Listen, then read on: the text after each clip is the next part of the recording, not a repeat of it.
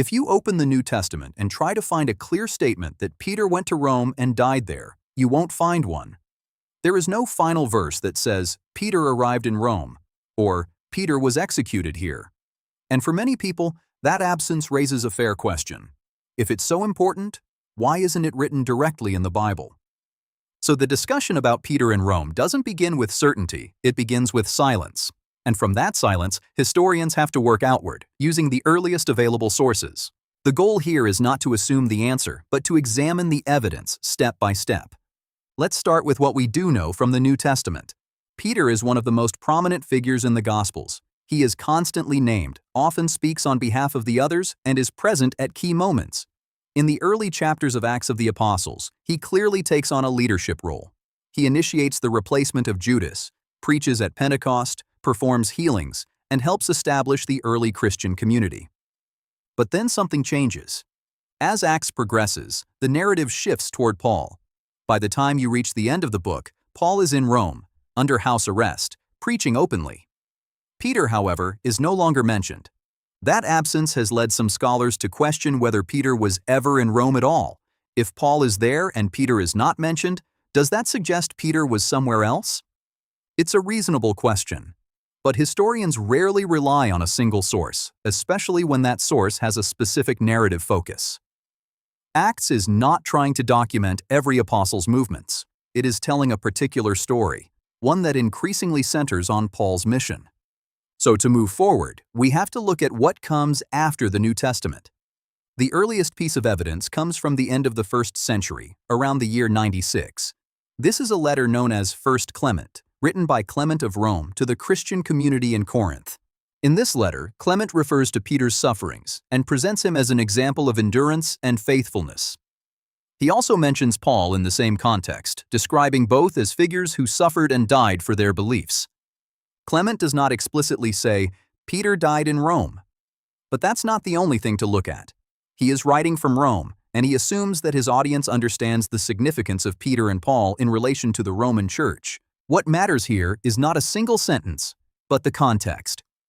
By the end of the 1st century, the Roman Christian community is already associating Peter and Paul with martyrdom, and doing so in a way that suggests a shared location. And this is not a late medieval tradition. This is within a generation or two of the apostles themselves.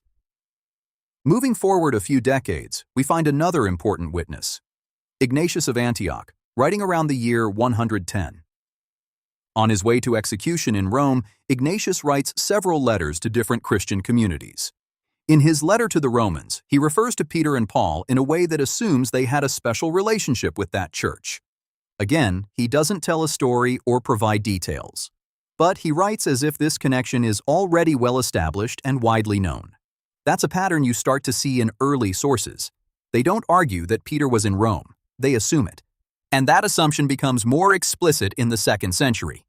Around the year 180, Irenaeus of Lyons writes a major work called Against Heresies. His goal is to defend what he considers authentic Christian teaching against alternative interpretations. One of his key arguments is based on continuity.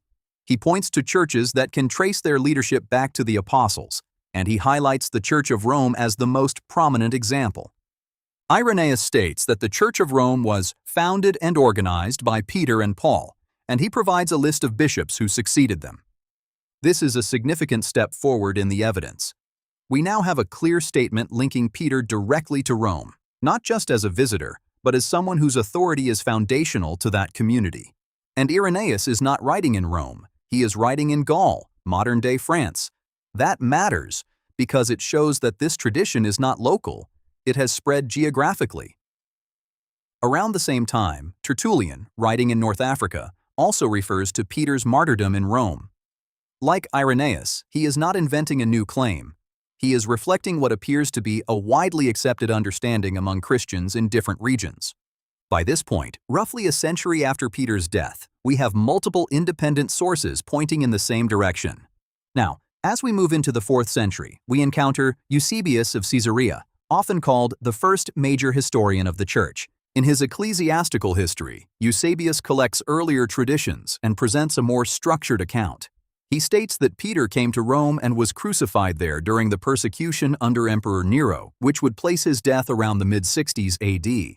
Eusebius also records that after Peter's death, leadership of the Roman Church passed to Linus, followed by a line of successors.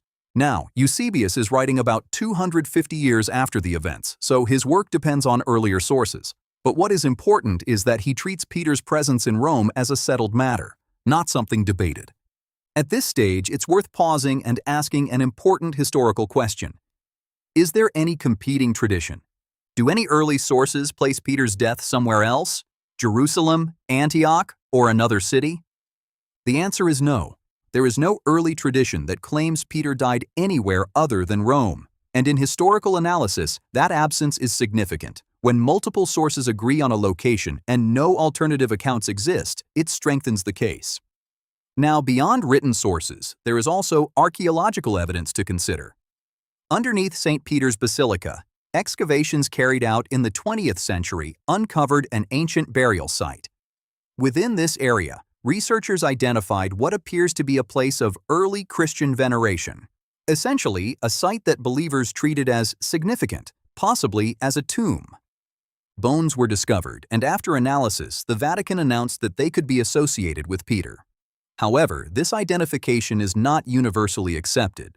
Some scholars remain cautious, noting that the evidence is not conclusive. So the archaeological findings do not prove the case definitively, but they do align with the long-standing tradition that Peter was buried in that location.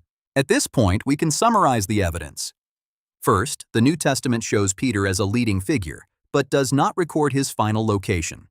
Second, the earliest extra-biblical sources, beginning in the 1st century, refer to Peter's martyrdom and associate him with Rome. Third, by the 2nd century, multiple writers from different regions explicitly connect Peter to the Roman Church. Fourth, later historical works treat this connection as established. And fifth, archaeological evidence in Rome supports the existence of early Christian veneration of a site believed to be Peter's tomb. Now, to maintain balance, it's important to consider modern scholarly perspectives as well. Historians like Bart Ehrman acknowledge that Peter was almost certainly a real historical figure and likely died as a martyr. However, they also point out that the details of his final years are not documented with the same level of precision as some other historical events.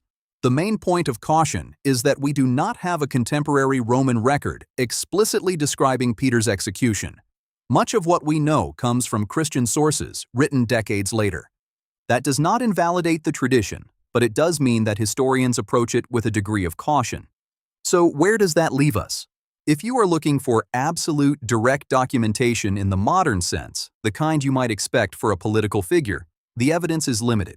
But if you evaluate the material using standard historical methods, looking at early testimony, consistency across sources, and the absence of competing claims, the case becomes considerably stronger. The tradition that Peter was in Rome and died there is not based on a single text. It emerges from a network of sources that converge over time. And that convergence is what gives the claim its weight. From a Catholic perspective, this question has a deeper implication. If Peter lived and died in Rome, and if he held a unique leadership role among the apostles, then the Church in Rome becomes directly connected to that role. This connection is what later supports the idea of the Bishop of Rome as Peter's successor. So the question, was Peter really in Rome, is not just about geography, it is about continuity, whether the leadership associated with Peter can be traced to a specific place and passed on through generations. In conclusion, the evidence does not give us a single definitive proof in the modern sense, but it does provide a consistent and early tradition supported by multiple sources that places Peter in Rome and associates his death with that city. For many historians, that level of evidence is enough to consider the Roman tradition the most credible explanation. And for the Catholic Church, it forms part of a larger framework, one that connects the life of a 1st-century apostle to an institution that continues to exist today.